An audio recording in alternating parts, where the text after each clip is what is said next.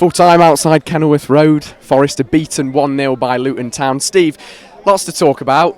Lots of decisions, potentially that didn't go Forest's way. The referee not the best, but what did you make of Forest's performance? Because we just never really seemed to get going at times, and especially that first half. We should probably just talk about the journey down, shouldn't we? And then looking forward to the journey I was going to say, back. thanks for chauffeuring us today, Steve. Matchday with Max Royalty and all of that. We appreciate it. So I've been thinking what to say for 10 minutes and I still can't work out what to say.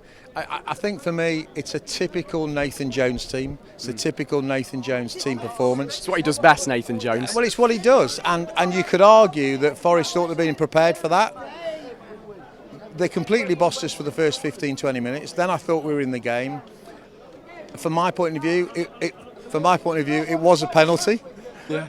I think Colback handled it. He didn't argue about it. It was unlucky to go in at half-time 1-0 down.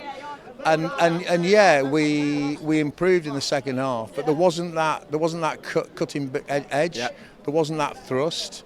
But that's the way Luton play, and I just think we found it really, really difficult to try and break down. So I understand the impatience, I understand the anger of lots of Forest fans, but we're going to have days like this, and we're going to play teams like this, and we've got to be ready for it. And you've got to go back, as the eternal optimist that I am, to how we all felt after 7 games of the season. Yeah. And here we are.